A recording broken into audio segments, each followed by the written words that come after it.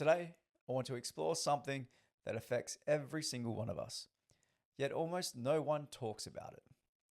It's a blind spot in healthcare, so yet large, yet it shapes how we age, how we move, and how long we stay independent. And the strange part is, it's not hidden. It's right there in front of us. It's the musculoskeletal system. The system that lets you stand, walk, lift, carry, get off the floor, and live your life. And yet, in GP clinics, it's the only major system with no standardized tests.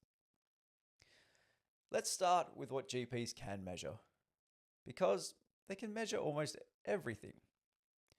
For the cardiovascular system, they've got blood pressure, ECGs, cholesterol panels.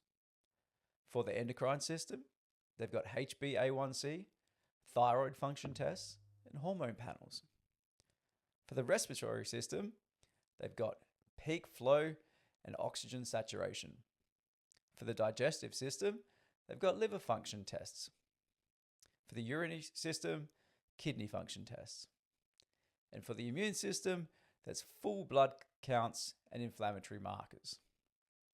So every major system has objective, validated, repeatable tests, except one. When it comes to the musculoskeletal system, your muscles, your bones, your tendons, and your ligaments, GPs have almost nothing. No standardized test to guide you through life.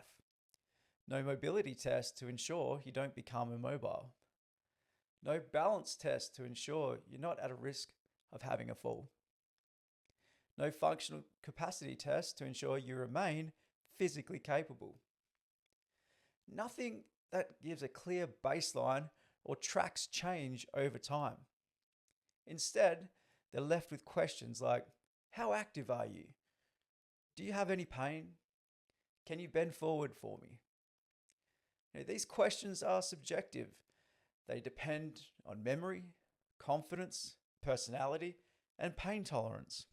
They tell us almost nothing about your actual physical capability. And that's a problem, because musculoskeletal decline is one of the strongest predictors of falls, loss of independence, and long-term health costs. Excuse me. We can measure disease extremely well, but we can't measure capability at all. Here's why this gap matters. Most people don't lose independence because of heart disease. They don't lose independence because of diabetes. And they certainly don't lose independence because of high cholesterol.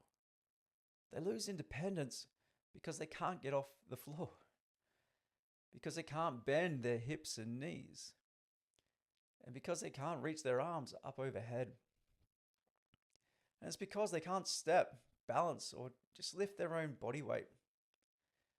Musculoskeletal decline is the quiet force behind aging.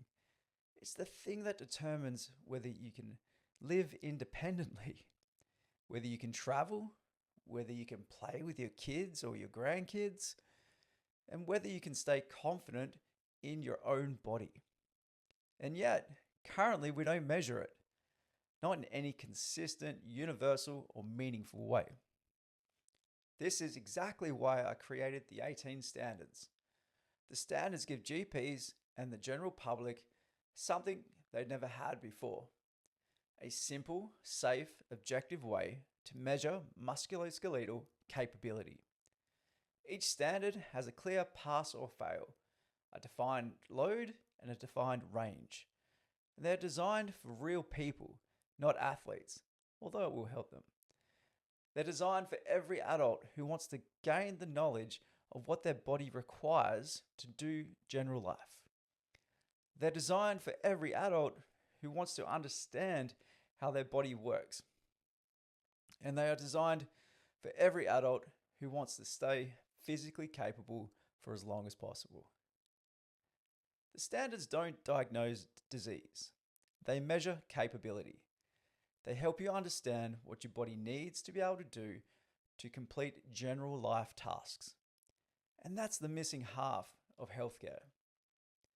For the first time, you and GPs can have the musculoskeletal equivalent of blood pressure or HbA1c, a quick universal baseline, a way to identify risk early, a way to track change over time, a way to give people a clear starting point and a clear path forward.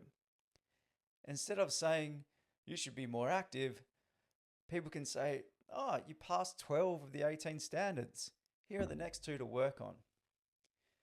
Instead of guessing, you can measure. And instead of just accepting and planning for physical decline, you can prevent it. This is the shift from treating problems to building capability. Look, we're living longer than ever, which is great, but we're not living better for longer. The gap between lifespan and health span is really widening. And musculoskeletal decline is one of the biggest drivers of that gap.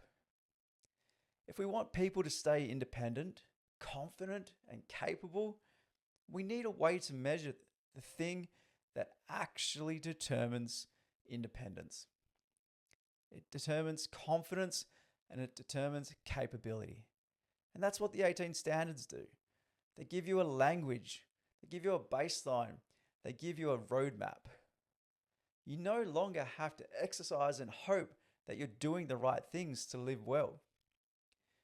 Now you can begin to exercise knowing that you're just simply doing enough to live physically well throughout your life. The musculoskeletal system requires input from you so it can adapt. That's why it's called training. You're teaching your body how to move. You are teaching your bones and muscles load tolerance. And all you need to be is enough. Not extremely strong, not ripped and athletic, just enough so that your physical ability does not limit your life. I'll say that again. Just enough that your physical ability does not limit your life. I'm sure you know someone who has lost experiences in their life due to losing their physical independence. And most of the time, this is preventable. But until now, no one has provided that guidance. So when we talk about the missing musculoskeletal test in GP practice, we're not talking about a small oversight. We're talking about a fundamental gap in how we understand human health. The 18 standards don't replace medical tests. They complete the whole picture. They measure the part of health that medicine has never standardized. The part that determines how you move, how you age, and how you live. And if we can measure capability, we can improve it. If we can improve it, we can change the trajectory of someone's life. And if you head to enough.health, you'll see the 18 standards of musculoskeletal health and how they each apply to keeping your physical independence. Please share this with someone you know that may be struggling with their physical capacity. It may just help them enough. Thanks so much for listening, and for now, that's enough said.